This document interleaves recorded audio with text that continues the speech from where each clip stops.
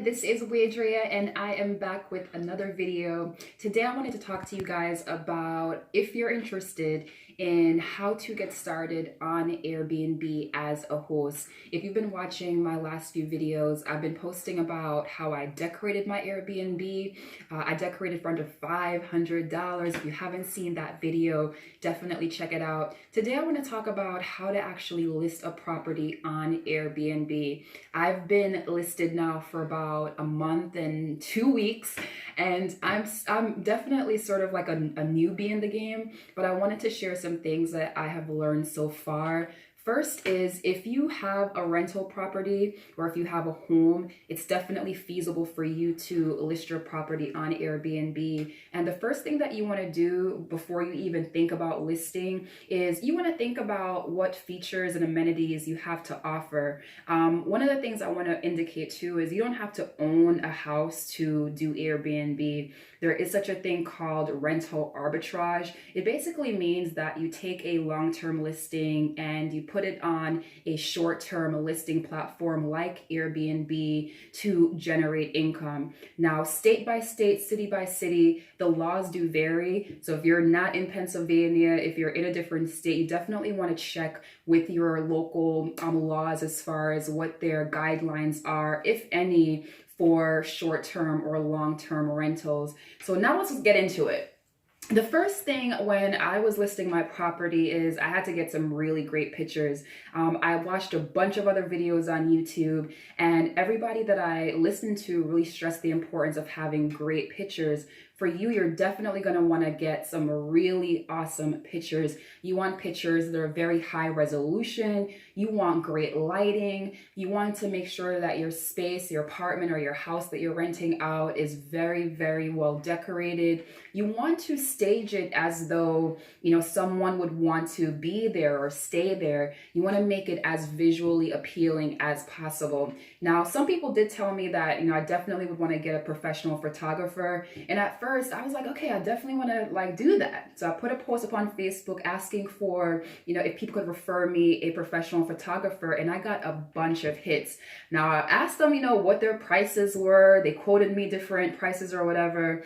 And when I thought about it and I saw some of their work, I thought I could take really great pictures myself. So I can tell you this, you could save a few dollars by taking the pictures yourself. You just want to make sure that you have really great lighting and that, again, your property is staged in a very aesthetically pleasing way that it looks good on camera, okay? So get your smartphone. I have an Android. It's nothing fancy, but it took really awesome pictures. And that's the very, very first step is you want to, the pictures are basically your business card for your property. So you definitely want to have amazing pictures.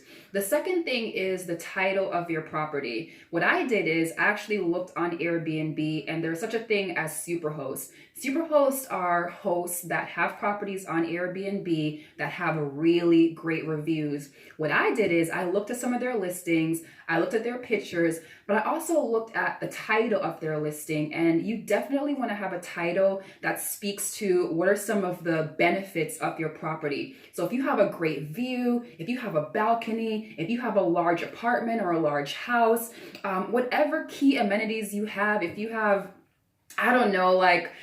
deluxe furnishing, you get the drift of what I'm saying. You want to highlight that in your listing. My listing is listed as a spacious and beautiful 3-bedroom retreat. So those are things where when you look at that title, it definitely is appealing and it speaks to some of the value that my property has to offer. The other thing that you want to do is your description. You want to have a description that reads like a travel magazine. Look at the different hotels and look at how they list and how they're describing their property. When you're creating your description of your property, you want it to be catchy, you want it to be engaging, and you want to describe it as though when somebody is reading it, they could visually see themselves there and they could see the property. You want it to all just be as appealing as possible.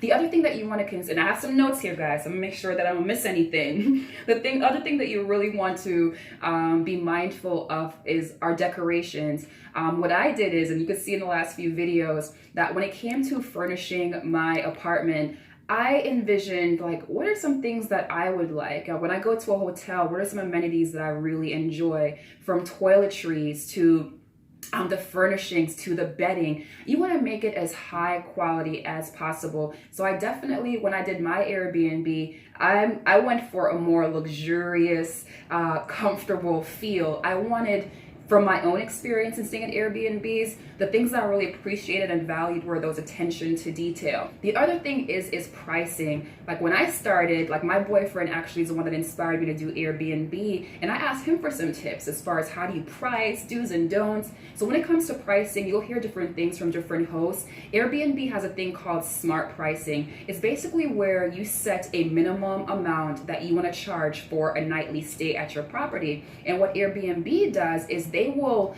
fluctuate that pricing based on the market, based on demand, based on the area that you're in. And smart pricing is built into Airbnb's platform. And what it is this: you set a minimum price that you want to charge for your property per nightly stay. And what Airbnb does is it will fluctuate that pricing based on the market, based on demand, based on the area that you're in, as well as based on like what things are happening. For example, if there's a big event going on, if there's a big sports game or just anything, sometimes you could charge a lot more because demand is higher based on where you're located. So smart pricing is definitely something that I would recommend at least trying out to see, you know, how it might affect your booking rate. Another thing that you can do is you yourself can manually set what you want your nightly price to be. You set what your nightly rate is, you set what your cleaning fee is, and when it comes to cleaning, this is how I determine that fee. Now, I have a 3-bedroom apartment, so for me to turn over my property, it's gonna take a few hours to clean, do laundry, and all those different things.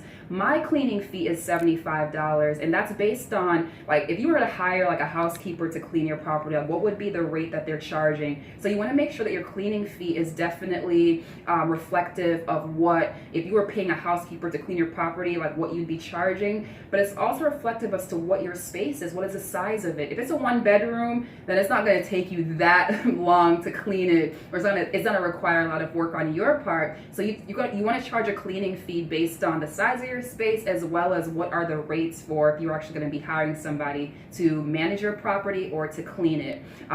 So going back to smart pricing, I recommend trying it out. Like I recently just turned it on, and you could do it daily. You could say today I want to do smart pricing and change your mind tomorrow. This is all, like, for me, it's a journey, and I myself am just learning. So try these different things out and see like what works for you. So as far as your pricing for your property, here's what I think.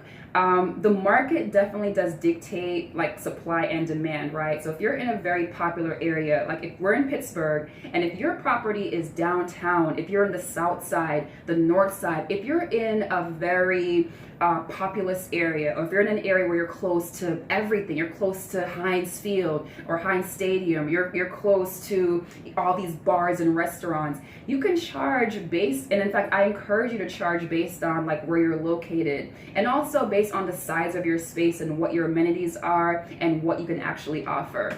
Now, as far as amenities goes, okay, so we're not a hotel here, but you do want people to feel comfortable, and you want them to feel as though they're in a hotel. Now, you're not going to be able to offer like housekeeping. I know a very small amount of Airbnb hosts do, but for the most part, people do know that they're going to be renting out someone's home. However, when it comes to amenities, you want to have things where people can feel comfortable. So internet, you want to have Wi-Fi, because I mean, who doesn't want or need Wi-Fi? You want to have Wi-Fi. I do take things an extra step as far as my toiletries. I always have a plethora, an abundance of towels, different toiletries, a shampoo, conditioner, body wash, toothpaste. And then I even have things like coffee, because I know a lot of people, you know, you want your coffee fix. So I have coffee, I have a coffee maker, I have a kettle. I have things that don't really cost a lot, but again, makes people feel comfortable, and it makes people, when they're at your property, they might want to book you again because they're like, oh my God, like she has all this stuff at her Airbnb. Oh my gosh, I feel like I'm at a hotel. In fact, one of my guests gave me that in a review. She said, wow, I felt like I was at a hotel. So even things like a blow dryer, my hair dryer. All those little amenities definitely make a very good impression on your guests. I do add some small touches like a card. Like every time I have a guest, I always leave them a little thank you card just to say, hey, like, thank you for booking with me. Enjoy the coffee. Most recently, it was Thanksgiving, and I had a few guests that booked for me. They stayed here for Thanksgiving. So I actually put out a bottle of wine for them. I'm not saying that you have to do that, because at the end of the day, this is a business and you want to be profitable. But a $5, $10 bottle of wine to leave a really strong impression on someone, that's going to help you get some really great reviews. Which brings me to that, reviews. Reviews are your bread and butter with Airbnb. So you want to make sure that your place is clean, and I mean sparkling clean. You want to make sure that you have toiletries. You want to make sure that your listing is really reflective as far as the experience as to what you put on Airbnb. But you also want to make sure that when people are at your space, they're gonna feel so great that they want to give you a 5-star review. Those reviews, like Airbnb actually uses them to rank you on their website. If you are a superhost, which means that you have at least a 4.8 rating, and how you get that is you have to have at least 10 bookings, and you have to have at least a 4.8 as far as your rating. So what Airbnb does is for all of their superhosts, for all of their listings that get really great reviews, they rank those properties higher on their platform. So when somebody goes on Airbnb, they're more likely to see your property. Okay, you're not gonna be able to always please everyone, but you wanna strive to. So you might have a guest that says, oh man, like, can you provide some extra bedding, or do you have any extra towels? You want to make sure that you do what you can to meet that need. Now, you're not going to be able to do everything. Like, someone can ask for, man, do you have like a chauffeur? So, everything is in means, right? But because we're in hospitality, we want to treat people, not only with respect, but you want them to feel comfortable. You want them to feel as though, even though they're in a home, that they have an experience that could be comparable to that if they were staying in some kind of like bed and breakfast. So definitely pay attention to the details. Go the extra mile, because again, going the extra mile, providing a great experience is going to help you get really awesome reviews.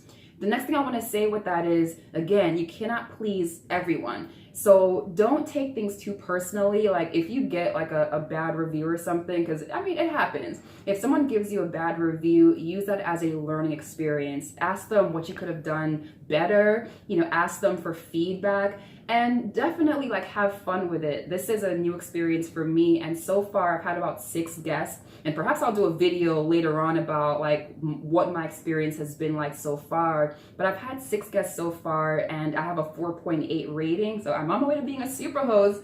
But I did get some feedback from guests where they're like, okay, maybe you shouldn't get like a fire stick. And I said, okay, well, maybe down the line that's something that I'll do. But again, because we're in hospitality, now hospitality management, right? That's the term. We want to treat people, we want people to feel special. You want your guests to feel like they are a VIP. So I encourage as many people as possible to give Airbnb a shot. You don't have to have a property that's located at the center of town, and that is something that I learned firsthand. My property is a little bit outside of the city. It's not far, but it's not exactly in the city center, and I've been getting bookings. So do not let preconceived notions or what you might think or even your fears prevent you from giving it a shot. You don't have to own any property.